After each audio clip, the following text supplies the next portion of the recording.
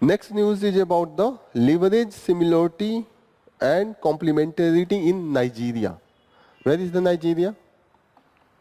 Locate कीजिए, एक बार map निकालिए, देखा जाए। अफ्रीका में है। लोकेट,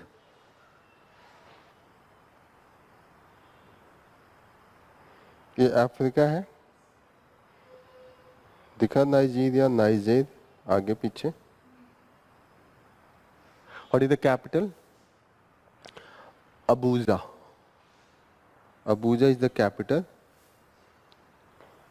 जो बड़ी सी रिवर दिख रही है that is the Benue, BENUE, Benue is the river.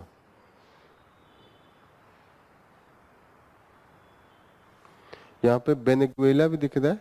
बेनेगुएला एक करंट का भी नाम है, ज्योग्राफी में आप लोग पढ़े होंगे। ओशियनोग्राफी में बेनेगुएला करंट पढ़ा है, ओशियन करंट, बेनेगुएला। अच्छा नहीं पढ़ा है तो you must be reading. Benguela is the ocean current. तो ये सब चीजें क्लियर होनी चाहिए। Abuja is the capital and it is touching the ocean and here it is the Gulf of Guinea. ये सब चीजें क्लियर है, कभी पूछ दे तो you should have the clarity. अब क्यों न्यूज में है? Because our prime minister is about to visit Nigeria on the 16th of November. 16 और 17 तारीख को हम जा रहे हैं। अब यहाँ पे ये बोल रहे हैं कि we have the complementary to each other. What is mean by the complementary? Complementary to each other, complement करना। चाय के साथ बिस्किट, एक के पास चाय हो एक के पास बिस्किट हो, एक आधा चाय उनको दे दे, एक बिस्किट दूसरे को दे दे, मजा आएगा चाय बिस्किट खाने में। कॉम्प्लीमेंट्री का मतलब जो आपको जो है उनके पास हो, जो उनको जो है आपके पास हो, that is complementary.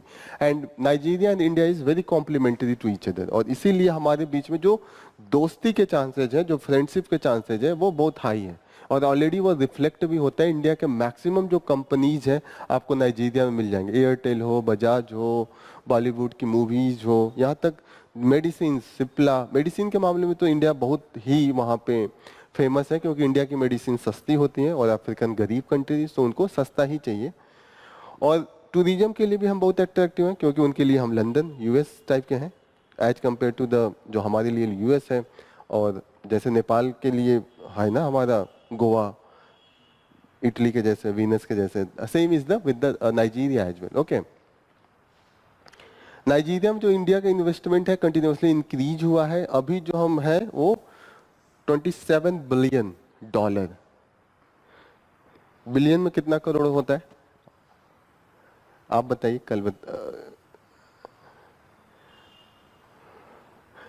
Billion, 1 billion में कितना करोड़? आप बता दीजिए। हाँ, 1 बिलियन को 1 मिलियन में किया तो 1000 हो गया। फिर उसके बाद करोड़ में 100 हो गया, तो 100 करोड़ होता है।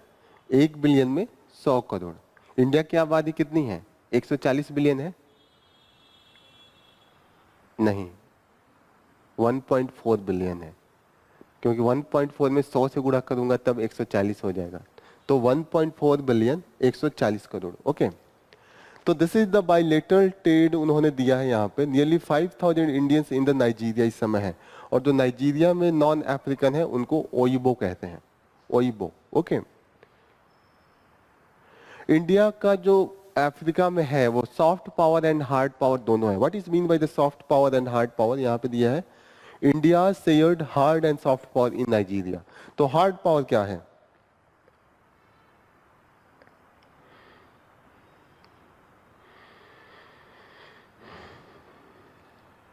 हार्ड पावर में होता है जैसे कि हम मिलिट्री डिफेंस की चीजें बेच रहे हो, हमारा प्रेजेंस हो, इकोनॉमिकली उनका डिपेंडेंसी हम पे बहुत है, ये सब हार्ड पावर है। मतलब हम कठोरता से उनसे दिखा सकते हैं जरूरत पड़ेगा तो। आर यू गेटिंग ना? हार्ड पावर है। सॉफ्ट पावर का मतलब क्या होता है? Cultural acceptance. उनको हमारा हो सकता है गांधी जी की आइडियोलॉजी बहुत अच्छी लगती हो, गांधीयन आइडियोलॉजी, हमारे कल्चर बहुत अच्छे लगते हो, वहाँ पे हमारे लोगों का प्रेजेंस हो, सॉफ्ट पावर है क्योंकि हमारे कल्चर को सीख रहे हो। लैंग्वेज उनको बहुत अच्छा लगता हो, हमारे बारे में उनकी राय जो हो अच्छी हो। सॉफ्ट पावर यही होता है ना, कि आपके पास ऐसे फोर्स से दिखाने के लिए कुछ नहीं है, रिस्पेक्ट से बहुत कुछ है। आर यू गेटिंग ना? जैसे कल हम लोग नहीं बात कर रहे थे कि पाकिस्तान को हमने नदी का पानी दे दिया, सॉफ्ट पावर दुनिया में बनाया कि अरे इंडिया तो बहुत सीधा साधा है, इतना पानी फ्री में दे दिया। आर यू गेटिंग ना? कहीं ना कहीं लोग रिस्पेक्ट करके हमारे पक्ष में कभी वोटिंग होगा तो हमें वोट दे देंगे कि सही देश है। कभी डील करना हो तो ये नहीं सोचेंगे कि अरे बड़ा चालाक देश है, दो बार सोचना पड़ेगा। आर यू गेटिंग ना? जैसे यूएस के साथ किसी को भी डील करना होता है तो उनको लगता है कि दे यार वेरी मच, जब तक उनको फायदा नहीं होता वो कभी किसी से डील नहीं करते हैं, such type of the thing. तो सॉफ्ट पावर यही होता है कि जो आपका लेजिटिमेसी है, लेजिटिमेसी का मतलब normal acceptance by the people, the respect होता है ना, वो होता है। तो हमारा जो कल्चरल वैल्यू होता है, जो हमारे लोग वहाँ पे जाके बसे होते हैं, जो हम उनके लोगों को यहाँ पे लाके एजुकेशन फ्री दे देते हैं, हेल्थ की सर्विसेज प्रोवाइड करवा देते हैं, they are the soft power. तो इंडिया के पास सॉफ्ट एंड हार्ड पावर दोनों है, क्योंकि फिनेंशियल डिपेंडेंसी भी बहुत कुछ है और हमारा इकोनॉमिक भी बहुत कुछ वहाँ पे हमने बनवा के रखा है। तो इकोनॉमिकली ये सब हार्ड पावर होता है, कभी भी इकोनॉमी हम इनस्टेबल करवा सकते हैं। इंडिया का जो हमेशा क्रूड ऑयल, नाइजीरिया के पास क्रूड ऑयल है, तो एक्सपोर्ट हम लोग इंपोर्ट यही सब करते हैं, crude oil and such thing. Okay, तो यहाँ पे इन्होंने कहा है कि ये more effective and comprehensive framework is indispensable for the bilateral renewable and upgrading through the frequent contacts. तो यही जो अभी प्राइम मिनिस्टर जा रहे हैं, ये फ्रीक्वेंट होना चाहिए, क्योंकि ये 13 साल के बाद जा रहे हैं। ठीक है, 13 साल के बाद कुछ ऐसा ज्वाइंट कमीशन बना है, 17 साल बाद कोई प्रधानमंत्री ने विजिट किया था, तो गैपिंग बहुत ज्यादा है। तो इन्होंने कहा ये सब चीजें थोड़ी सी फ्रीक्वेंट होनी चाहिए। Okay, one of the largest जो नेशन अफ्रीका का है नाइजीरिया, उसमें दूसरे पे शायद आता है, पॉपुलेशन में भी सबसे ज्यादा है, दूसरे नंबर पे नाइजीरिया है। बिसाइड दैट कि इंडिया में जो एम्प्लॉयमेंट हम देते हैं वो हम नाइजीरिया के लोगों को काफी देते हैं, सेकंड लार्जेस्ट है इंडिया।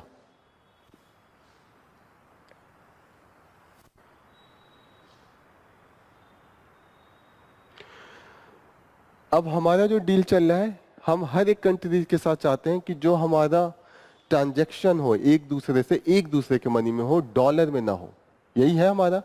तो हम चाहते हैं कि we should replace the currency with each other. खासकर हम चाहते हैं कि नाइजीरिया का वैसे भी पैसा उतना ग्लोबल लेवल पे डिमांड नहीं, इंडिया का फिर भी है, क्योंकि इंडिया बहुत से देशों में काम कर रहा है। तो हम मेनली फोर्स करते हैं कि आप इंडिया वाले पैसे में दे दीजिए, और आपका पैसा नहीं है तो आप हमें डॉलर दे दीजिए, क्योंकि आपका पैसा लेके क्या करूंगा, कोई और लेगा नहीं। जब दोनों लोगों की एक्सेप्टेबिलिटी ज्यादा हो, जैसे रस्सा का एक्सेप्टेबिलिटी ज्यादा है, तो वहां पे हम क्या कर सकते हैं, स्वैप कर सकते हैं करेंसी। लेकिन नाइजीरिया के साथ हमारा कोशिश है कि हम अपनी करेंसी में करें, उनकी करेंसी भी लें, लेकिन एक लेवल तक जितना कि चला सकें। जैसे आपको कोई, आप किसी दुकान पे जाएं, 500 रुपए दें, वो वापस आपको जो करे उसमें से 300 रुपए नेपाली दे दे, तो विल यू टेक? नहीं लेंगे ना, क्योंकि आपको बदलना पड़ेगा, नेपाल जाना नहीं है, फ्रिक्वेंसी नहीं है ना। लेकिन कोई आदमी नेपाल पे भी हर 3 दिन पे जाता है, वो उसको कोई फर्क नहीं पड़ेगा। आर यू गेटिंग ना? वो ले लेगा, कहेगा जाके नेपाल में 3 दिन बाद जाना है, खर्च कर लूंगा। तो जहाँ पे एक्सेप्टेबिलिटी होती है, जैसे रसा का फिर भी लोग, उसका डिमांड है, उसका डिफेंस पार्ट पूरे ग्लोब में लोग खरीदते हैं, तो वहां पे रसा का पैसा दे दीजिए, वो ले लेंगे। लेकिन नाइजीरिया का उतना एक्सेप्टेबिलिटी नहीं है। जो नाइजीरिया का करेंसी है नायरा है। अभी नाइजीरिया में थोड़ा सा हमने इकोनॉमिक स्टेबिलिटी देखा था, इनस्टेबिलिटी थी वहां पे, तो इंडिया यहाँ पे काफी एक ट्रस्ट बनाने के लिए दैट कैन हेल्प।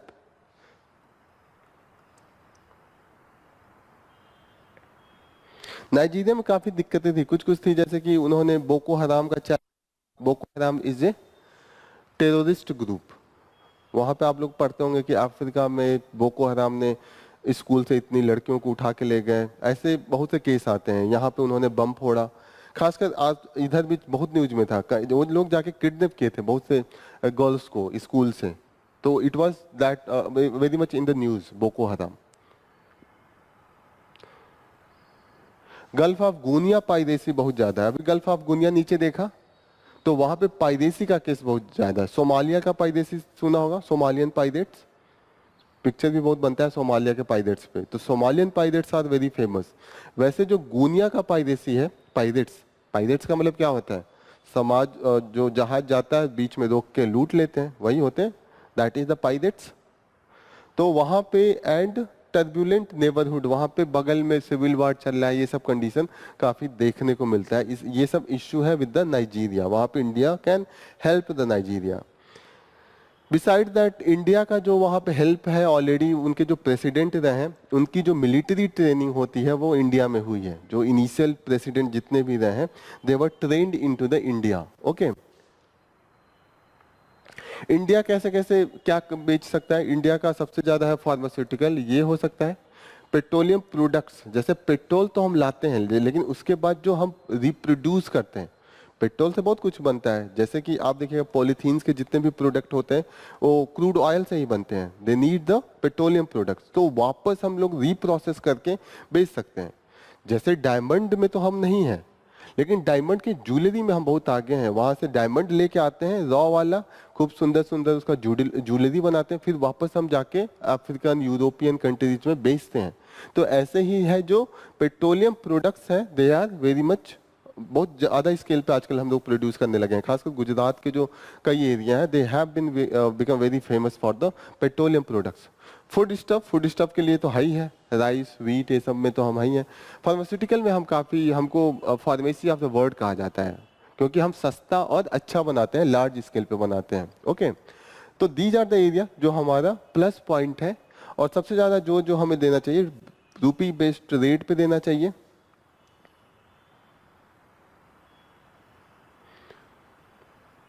ओके, जो हमारा वहां से इंपोर्ट है पॉम ऑयल, हाइट्स, हाइट्स का मतलब क्या होता है? What is mean by the hides? Skin of the animals, वही हाइट्स होता है। And skins, ginger and gum Arabic, ये सब चीजें हैं जो इंपोर्ट करते हैं। इसीलिए हमने देखा है कि there has been the 29.7% year on year decline in the India's export to 3.6 billion. Continuously increase हुआ है, डिक्रीज हुआ है हमारा इंपोर्ट, बिकॉज इंपोर्ट हमने ज्यादा किया as compare to the export. तो हमें सिर्फ ये जानना है कि what is the complementary to each other. कभी इंडिया अफ्रीका पे रिलेशन आए तो नाइजीरिया का एग्जांपल देके हम ये सब चीजें मेंशन कर सकते हैं। क्लियर हो रहा है? क्योंकि इस समय अब जब किसी बड़े डिग्नेटरीज की अगर विजिट होता है तो वो देश इम्पोर्टेंट हो जाता है for the UPSC and the state PCS. Next important news is with respect to the should India continue to boycott the cricket in Pakistan. बताइए आप लोगों को क्या लगता है, इंडिया को बायकॉट करना चाहिए? आप लोग अपना अपना राय दे दीजिए। इंडिया ने तो बायकॉट कर दिया है, आपका क्या राय है?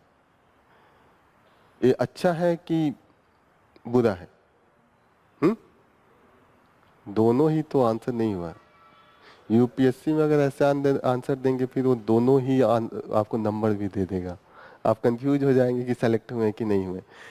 You have to take a stand and you have to justify. UPSC का मेन यही है कि यू हैव टू, उनको ये नहीं लेना है कि अच्छा आंसर क्या है, उनको ये लेना है कि जो अच्छा आंसर दिया गया है लॉजिकली दिया गया है कि नहीं। मतलब यू हैव द पॉइंट्स, जैसे आपने कह दिया हाँ जाना चाहिए, तो you should have the supporting 3-4 points.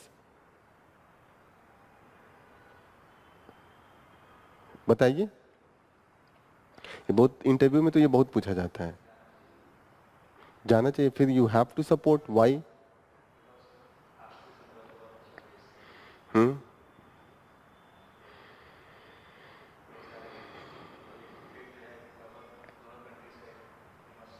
Hmm hmm good, ये हुआ, ये ऐसे आंसर लिखना होता है। आपने 2 पॉइंट लिख दिया सपोर्टिंग, गुड। आप ऐड कीजिए कुछ, जाना चाहिए कि नहीं जाना चाहिए? नहीं पता, यही तो नहीं बोलना है, you have to take some stand. ये तो बहुत ओपन क्वेश्चन है, कोई भी बता देगा। आप पान की दुकान पे मैं जाके पूछूंगा वो भी बता देंगे नहीं जाना चाहिए, दुश्मन है, बम फोड़ दिया, ये है। Open question, your points that's matter. आप बताइए।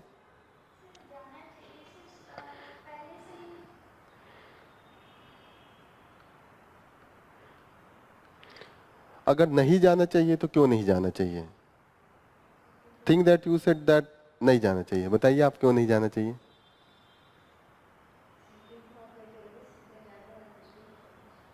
सिक्योरिटी का रीजन है। एक पॉइंट तो ये भी हुआ ना कि सिक्योरिटी का कॉन्सर्न है, क्योंकि 2009 में ऑस्ट्रेलिया की टीम गई थी, उनके बस पे अटैक हो गया था, बम फोड़ दिया था बस के आसपास, बचते बचते बचे पूरी टीम। तो उसके बाद से कोई जाता नहीं था, धीरे धीरे लोग जा रहे हैं। तो एक लॉजिक आप ये भी दे सकते हैं कि देखिए स्पोर्ट्सशिप है, तो स्पोर्ट्समैनशिप जो होना चाहिए वो तो होना चाहिए as a level of the sports, promote करना चाहिए, क्योंकि वो आए आप जाए तो पीपल टू पीपल कांटेक्ट बढ़ेगा। ठीक है, जो हमारे बीच में जैसे आपने कहा एनिमिटी है वो कम होगा। बिसाइड दैट इकोनॉमिकली भी अच्छा है ना, कि क्योंकि आएगा, रिवेन्यू जनरेट होता है दोनों लोगों के लिए। Okay, lot of positive thing are there, but the one concern is that कि सिक्योरिटी प्रोवाइड कर पाएंगे कि नहीं।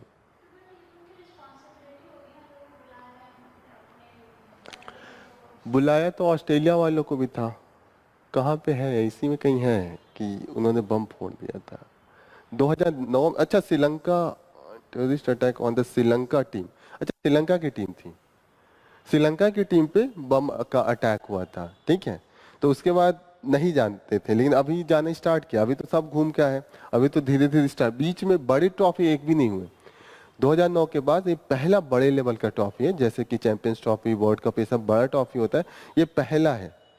तो ऐसा है कि वी हैव गॉन ऑलरेडी, मतलब कई नेशन के, इंडिया भी गया था। अभी डेविस कप हो रहा था पिछले साल, तो इंडिया जाके आया है शायद। Where is the Davis Cup, कहीं डेविस कप लिखा, डेविस कप हो रहा था, इंडिया गया है। India even played the Davis Cup in the Pakistan early this year, इसी साल खेला है, आफ्टर 60 इयर्स डेविस कप खेला है, लेकिन गया है। तो जब उसके लिए गया तो यहाँ पे भी तो जा सकते थे। आपको लिखना ऐसे ही है, मतलब अगर क्वेश्चन आता है तो your stand should be like that कि ठीक है जाना चाहिए, इसके ये फायदे हैं वो फायदे, लेकिन सिक्योरिटी का रीजन है तो ये आपस में जो गवर्नमेंट है वो समझ ले। और कॉसेस जो पॉइंट होना चाहिए कि पॉलिटिक्स नहीं होना चाहिए, जैसे ये नहीं कि लोगों को भड़काने के लिए आप कहें कि ये मैटर है नहीं जाएंगे पाकिस्तान का, सिर्फ इसलिए कि आपको वोट बढ़ जाए, आप ये दिखाएं कि आप ज्यादा देशभक्त हैं। ऐसा होता है ना कि देशभक्ति दिखाने के लिए भी लोग विरोध करना स्टार्ट कर देते हैं कि क्रिकेट में ही सारी देशभक्ति है, हम खेल लेंगे तो देशभक्त नहीं हुए, और नहीं खेलें तो देशभक्त हो गए। इस बहुत ज़्यादा होता है वहाँ पे, शिवसेना ये लोग तो कई बार स्टेडियम पे जाके प्रोटेस्ट करने लगते हैं। तो दीज आर द केसेस। तो आपका पूरा होलिस्टिक आंसर होना चाहिए, क्योंकि अभी चांस बन रहा था, क्योंकि इंडिया एंड पाकिस्तान के बीच में अभी जब एससीओ में मीटिंग चल रही थी, कहाँ पे एससीओ की मीटिंग हुई है? कजान में, तो हमने रट लिया, 10 बार से ज़्यादा पढ़ा है, कजान में हुआ है। वहाँ पे हमारे जयशंकर, जो एस जयशंकर है एक्सटर्नल अफेयर मिनिस्टर, उन्होंने मिला था वहाँ के मिनिस्टर से, और हमने बहुत पॉजिटिव था कि हमारा जो था, हमने कहा था कि इंगेजमेंट होगा। एससीओ की मीटिंग तो मुझे लग रहा है यहीं पे थी ना, पाकिस्तान में ही थी, पाकिस्तान में ही थी, इंडिया गया था। कजान में कौन सा मीटिंग था? ब्रिक्स का था, ब्रिक्स समिट था। Okay, we are confusing. यहाँ पे जो अभी संघाई की मीटिंग थी दैट पाकिस्तान में थी, और हम गए भी थे, हमारे एक्सटर्नल अफेयर मिनिस्टर वहाँ विजिट भी किए हैं, और काफी अच्छा एक दूसरे पे रिस्पांस भी था। इसमें है कहीं संघाई कॉरपोरेशन ये था और मीटिंग पाकिस्तान में ही था। अच्छा, इतनी मीटिंग होती है कि हम कंफ्यूज इधर का उधर कर दें। हाँ, इस्लामाबाद में, यस। कजान में इस समय ये वाला चल रहा था, ब्रिक्स का चल रहा था। फिर और हम लोग बाकू पढ़ रहे हैं आजकल, अजरबैजान, वहां पे COP29 चल रहा है। ओके, इंडिया ने बोला है कि सिक्योरिटी रीजन है, इंडिया का जो है सिक्योरिटी रीजन है। इंडिया ने प्रपोज किया है, कौन सा मॉडल प्रपोज किया है? Mix hybrid model. इन्होंने कहा है कि इंडिया का जो मैच है वो आप तीसरे कंट्री में करा लीजिए, जैसे कि यूएई का प्रपोजल है कि यूएई में करा लीजिए। अब इंडिया भी दिखाएगा ना कि हम भी ना कह सकते हैं, मतलब प्रेशर बनाने का भी है। दूसरा चीज ये है कि प्रेशर, तीसरा चीज ये है कि पॉलिटिक्स भी हो जाती है। तो there are lot of other thing. Next news that we are going to take is the contrast between the US and India counting day. तो थोड़ा सा कॉन्ट्रास्ट ये है कि जो पाकिस्तान ये यूएस में है, यूएस का जैसे इंडिया में जब काउंटिंग होती है तो इलेक्शन कमीशन ऑफ इंडिया बड़ा एक्टिवली डिक्लेयर करता है चीजों को, वो एकदम प्रॉपर तरीके से किस एरिया में कितना वोटिंग परसेंटेज है, अर्बन एरिया, रूरल एरिया, सब करता रहता है। लेकिन यूएस में जो है वहाँ का जो फेडरल इलेक्शन कमीशन है वो डिक्लेयर नहीं करता, न्यूज एजेंसीज डिक्लेयर करती हैं। यूएस फेडरल इलेक्शन कमीशन है ये नहीं कर रहा होता है उस दिन, वो करता है बाद में रिपोर्ट देता है। लेकिन इंडिया में लाइव डिक्लेरेशन होता है इलेक्शन कमीशन ऑफ इंडिया, तो सस्पिशन कम हो जाता है, जैसे ट्रांसपेरेंसी ज्यादा रहती है। अब देखिएगा न्यूज वाले कभी कभी सीट आगे पीछे दिखाते हैं, इलेक्शन कमीशन का वेबसाइट पे खोलेगा अलग होगा। तो न्यूज के भरोसे लोगों का नहीं होता, क्योंकि न्यूज एजेंसी बायस हो सकते हैं ना, पॉलिटिकल पार्टीज के कितने न्यूज एजेंसी चलती हैं, अपना अपना चला के रखते हैं।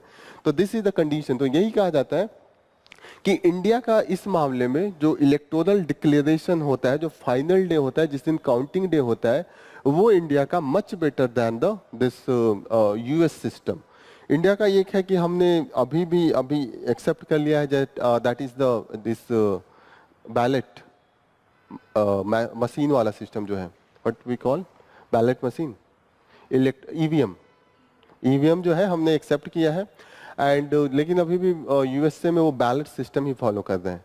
तो थोड़ा सा ये डिफरेंस है कि हम तुरंत अपडेटेड कर देते हैं, वो नहीं कर पाते हैं। तो ये सब को लेके इन्होंने इसी पे कंपेयर किया है कि India is much better in this consideration. Okay,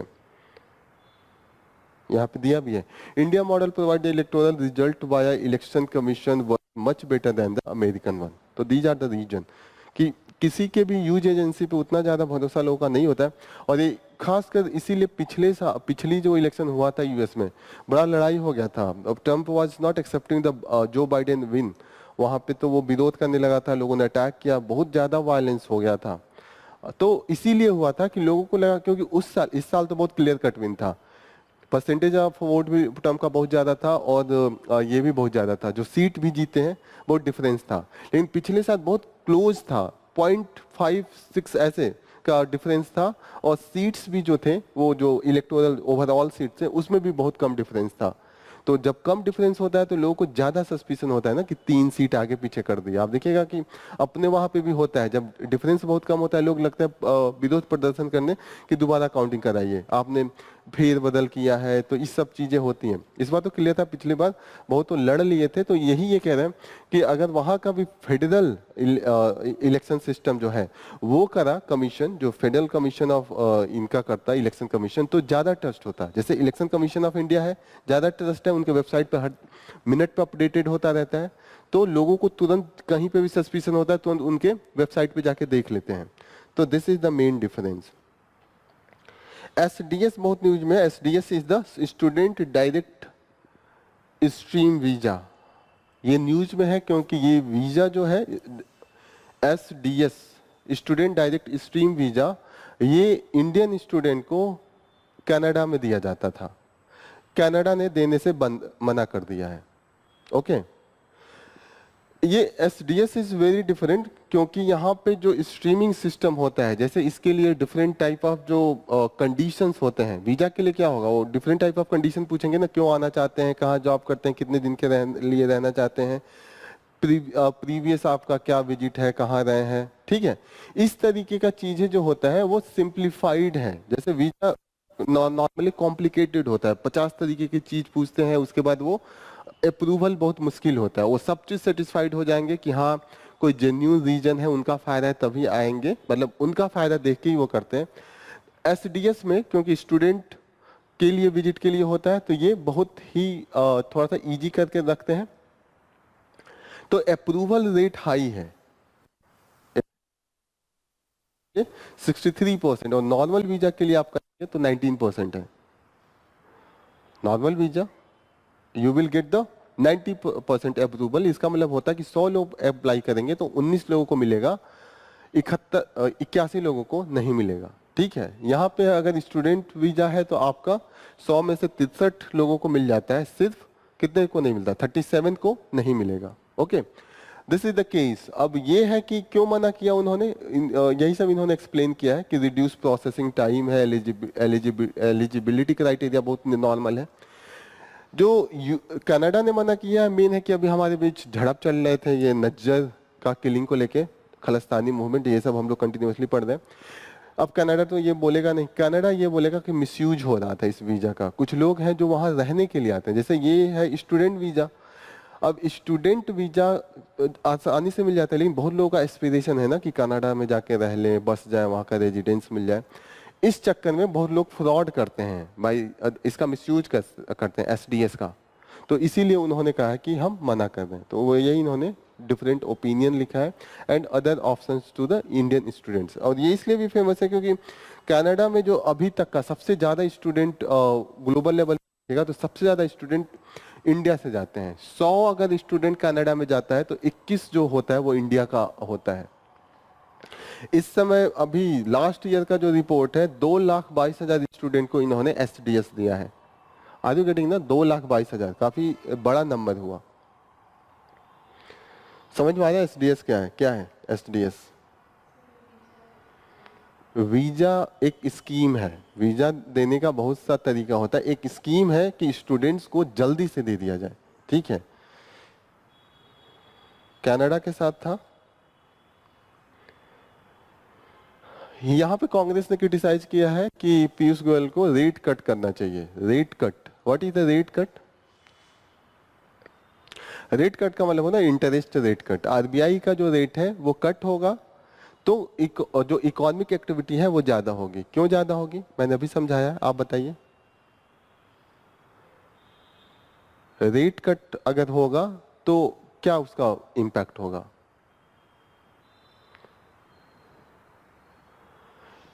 economy में होता है,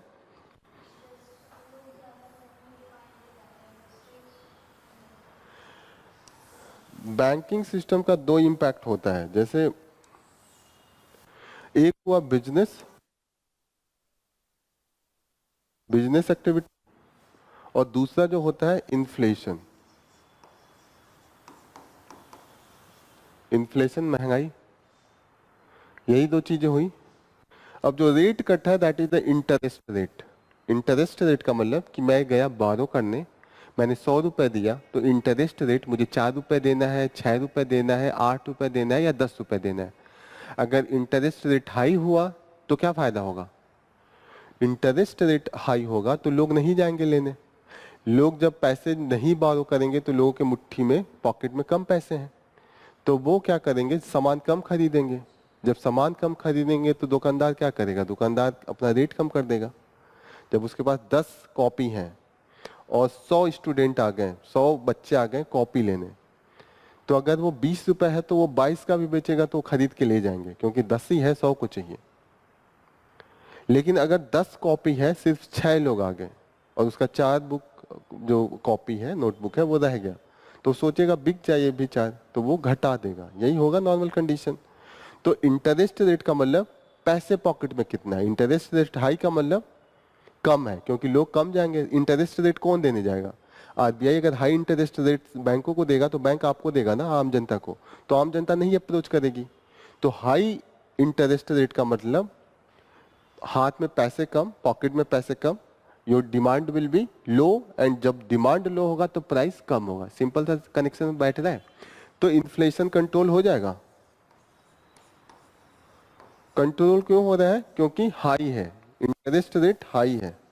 अगर इसको इंटरेस्ट रेट के साथ इक्वेशन बनाऊं तो इंटरेस्ट रेट हाई है और हम इन्फ्लेशन कंट्रोल कर ले रहे हैं।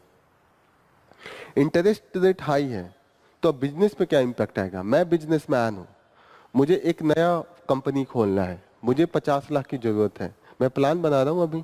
अब मुझे पता चला कि बैंक का इंटरेस्ट रेट हाई है, तो मैं जाऊंगा, मैं प्लान अपना डिले कर दूंगा। जब बिजनेस नहीं होगा तो जॉब नहीं क्रिएट होगा। जब मैं बिजनेस फैक्ट्री लगाऊंगा तभी तो 20-30 लोगों को कहूंगा कि आओ मेरे लिए काम करो। तो बिजनेस एक्टिविटी कम हो जाएगी, एम्प्लॉयमेंट है वो लो रहेगा। लो रहेगा ना एम्प्लॉयमेंट, बिजनेस एक्टिविटी कम है। तो अब मुझे इन्फ्लेशन डालने के चक्कर में ये तो कम कर दिया ना। अब मैंने, मुझसे बिजनेसमैन ने प्रेशर बढ़ाया तो मैंने ये डिक्रीज कर दिया, रेट कम कर दिया। मतलब मैंने कहा कि इंटरेस्ट रेट पहले 10 था, अब मैं 6 रुपए लूंगा, आपको 100 रुपए दूंगा, तो आप मुझे जो वापस करेंगे 106 रुपए करेंगे, 1 साल बाद अगर करेंगे तो। आर यू गेटिंग ना? तो क्या होगा? लोगों के पास पैसा ज़्यादा हो जाएगा, बिजनेस एक्टिविटी बढ़ जाएगी, एम्प्लॉयमेंट बढ़ जाएगी। लेकिन लोगों के पास जब पैसे ज़्यादा होंगे तो वो जाके जो 10 रुपए वाला सामान है 12 रुपए में भी खरीदेंगे। इन्फ्लेशन हाई हो गया, इन्फ्लेशन अगर हाई हो गया तो गरीब आदमी उसको जाके अगर चावल लाना है 30 रुपए का 35 रुपए पे, तो उसको क्या लगेगा, अच्छा नहीं हो रहा है मेरे साथ। तो ये गवर्नमेंट के साथ बड़ी दुविधा होती है कि जो रेट रहे वो कैसे रहे, वो बैलेंस रखना होता है। गवर्नमेंट अगर रेट कम करती है तो इंटरेस्ट बढ़ेगा क्योंकि लोग ज़्यादा पैसे लेंगे, पैसे ज़्यादा होंगे, बिजनेस एक्टिविटी बढ़ेगी, ठीक है। अगर वो लो करती है तो इन्फ्लेशन तो कंट्रोल हो गया, पर बिजनेस वाले चिल्लाएंगे कि अरे हम बिजनेस कैसे करें, दैट इज द थिंग। तो ये थोड़ी सी आपको क्लियरिटी होना चाहिए, कभी ये यूपीएससी में कॉन्सेप्ट बेसिस पे बहुत ऐसे क्वेश्चन आते हैं। Insurgent group that has been become active in the Meghalaya, और वो पहले नहीं एक्टिव थे, पहले उतना वो उनके साथ हमारा सीज फायर एग्रीमेंट था। The name of this is the Hynniewtrep National Liberation Council. नाम बहुत कठिन है, आप लोग लिख लीजिए, जैसे भी प्रोनाउंसिएट करना है you should do.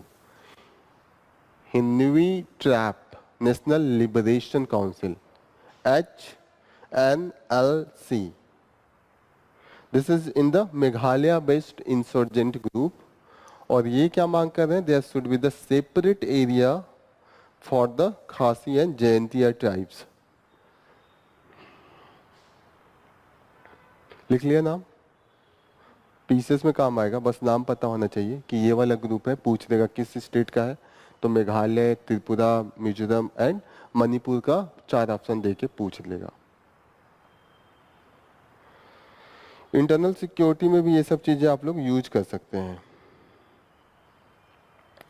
Aurangzeb, Aurangzeb का नाम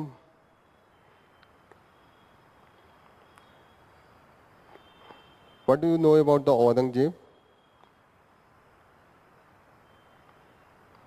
मुगल एम्पायर औरंगजेब शाहजहां का बेटा था, ताजमहल जिसने बनवाया था, मुमताज।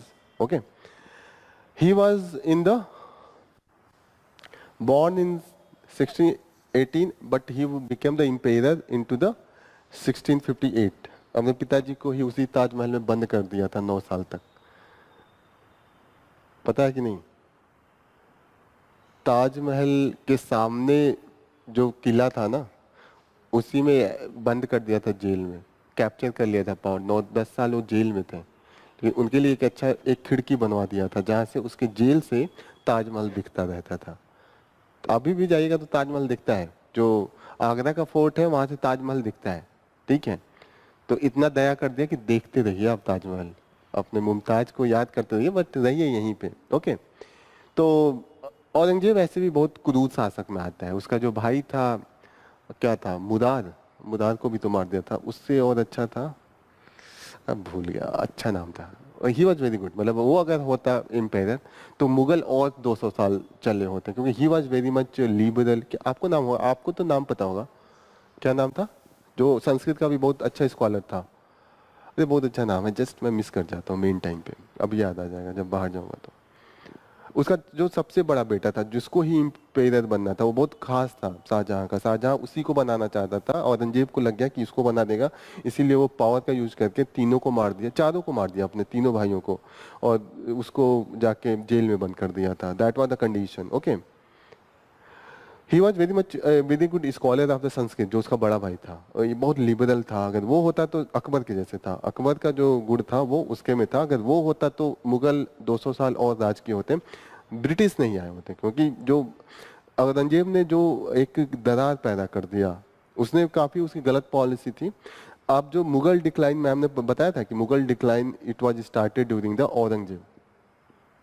औरंगजेब का ये अच्छी खासियत बात है कि उसके टाइम पे सबसे ज्यादा एरिया मुगल्स का था, लेकिन वो पीक पे भी ले गया। पीक पे ले जाने के बाद उसने डिक्लाइन का भी सारा बैकग्राउंड वही बना दिया। एक तो युद्ध लड़ा लगातार 50 सालों, सबसे ज्यादा शासक वही का शासन किया, और लगातार युद्ध किया। युद्ध करने से क्या हुआ, उसकी जो इकोनॉमी हुई वो एकदम डिक्लाइन कर गई, ठीक है। अब देखिएगा कि जब आप आर्ट एंड कल्चर पढ़ेंगे तो औरंगजेब टाइम पे जितनी भी इमारतें बनी हैं वो खुद ताजमहल बनवाना चाहता था और बनवाया भी है शायद जौनपुर में। बीबी का मकबरा कुछ ऐसे है, बीबी का मकबरा शायद उन्होंने उसने ही बनाया, that was the copy of the Taj Mahal, something like that. लेकिन पैसे नहीं थे तो वो लगा नहीं पाया, तो एकदम वो बकवास लगेगा। वो सोचा था कि बहुत सुंदर बनाऊंगा, copy is same the copy of the Taj Mahal, लेकिन क्वालिटी वेरी बैड।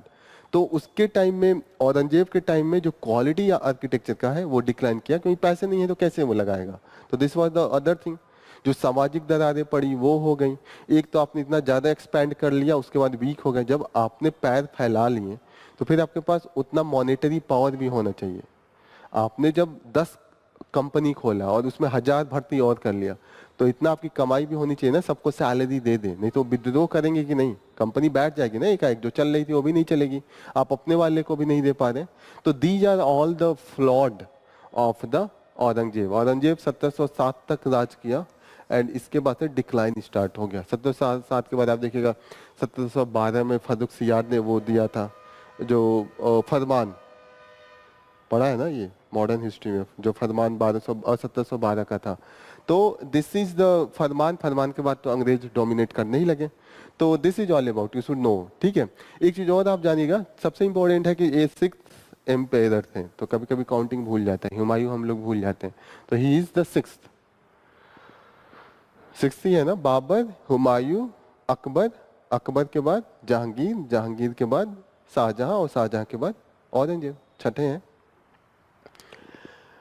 और याद रखिएगा कि जजिया इन्होंने दोबारा करा था, अकबर ने हटा दिया था, जजिया वापस इंपोज किया था। ये सब चीजें पीसेस में पूछता है। और कुछ इंपॉर्टेंट आप बताइए, कुछ और इंपॉर्टेंट, समथिंग अबाउट हिम।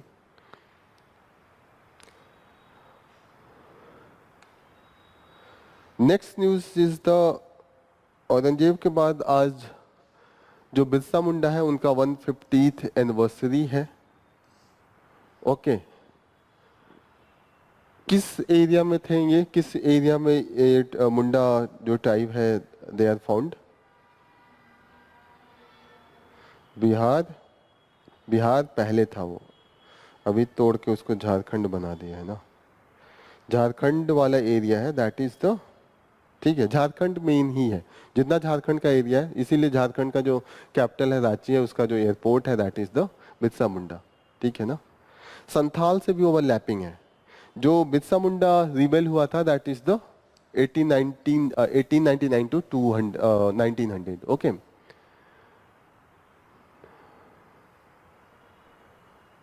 अब क्या रीजन था, what was the reason for this? आप बताइए पहला रीजन क्या हो सकता है। कोई ट्राइबल अगर अंग्रेजों के खिलाफ उन्होंने विद्रोह किया तो क्या पहला हुआ? सिर्फ अंग्रेजों के खिलाफ नहीं था ये, कई लोगों के खिलाफ था। क्या रीजन हो सकता है पहला? सिंपल एक्सप्लॉयटेशन लिख सकते हैं कि एक्सप्लॉयटेशन। दूसरा,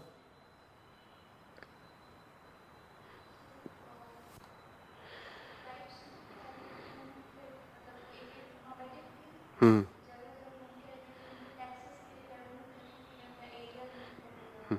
law impose by the Britishers, जो उनको सेटलमेंट में इंटरफेयर करना। तीसरा, तीसरा बता दीजिए आप।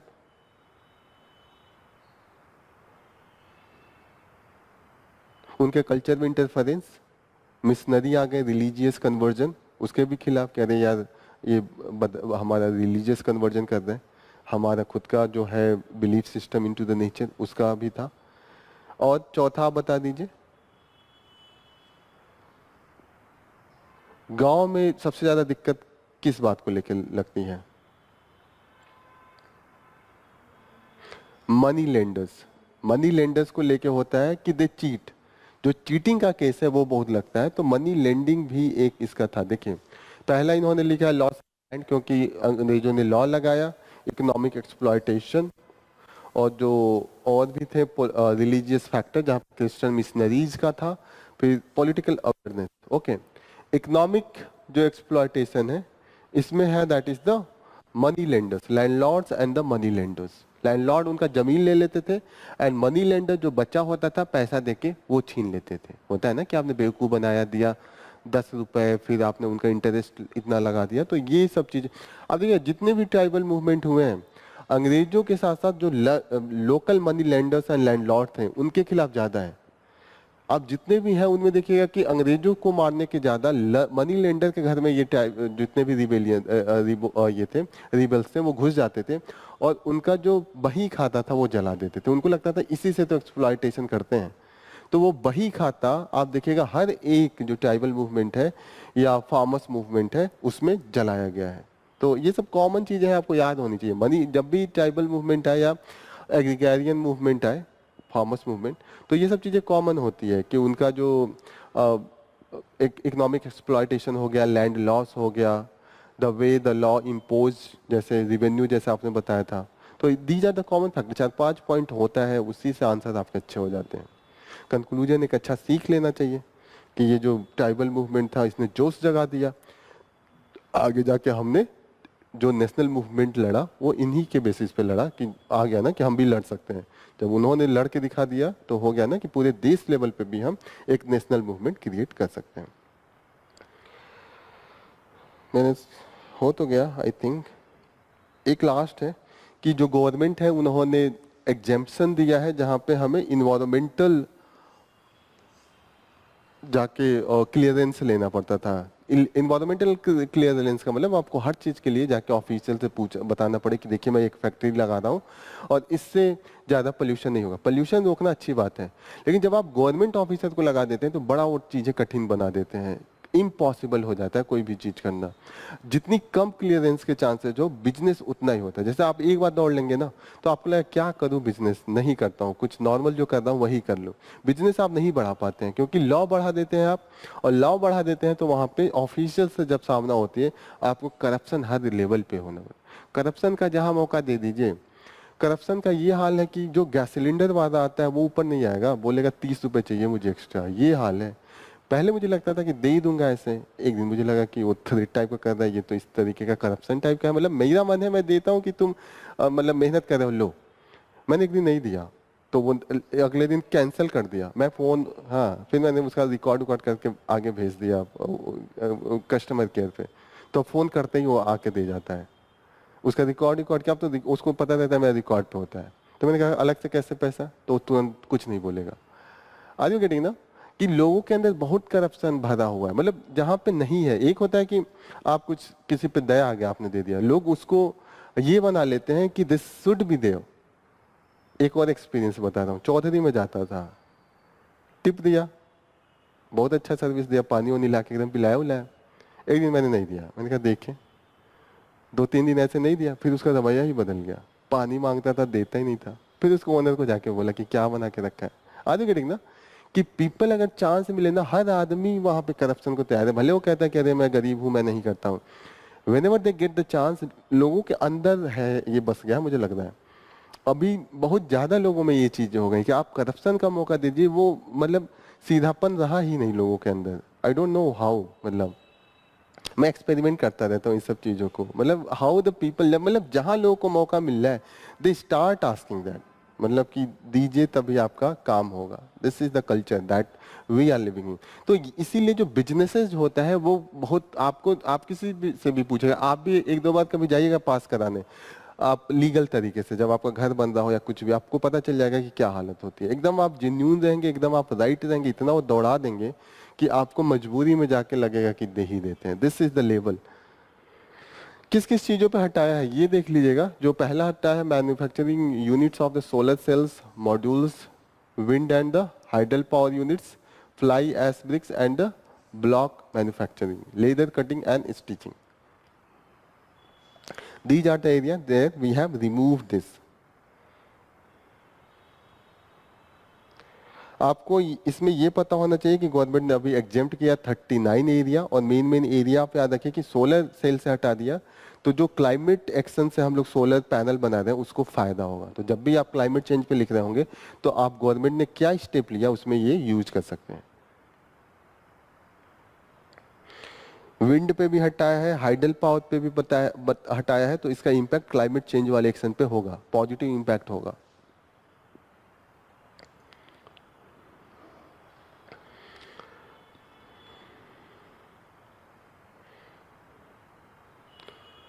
हो गया, डन।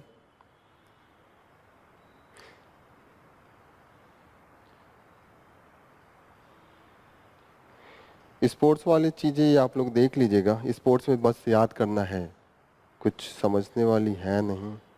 इंसुलिन का बस आप ये देखिए कि आज कल वर्ल्ड डायबिटीज डे था, पीसीएस में चांस बनता है पूछने का, 14 नवंबर को मनाते हैं। एंड जिन्होंने इसको ढूंढा था, फ्रेडरिक बैंटिंग्स इनका नाम था। वर्ल्ड डायबिटीज डे 14 नवंबर, चिल्ड्रंस डे के सिवा भी है वर्ल्ड डायबिटीज डे। एंड जिन्होंने खोजा है उसका नाम है सर फ्रेडरिक बैंटिंग। इन्हीं के बर्थ एनिवर्सरी पे हम ये मनाते हैं।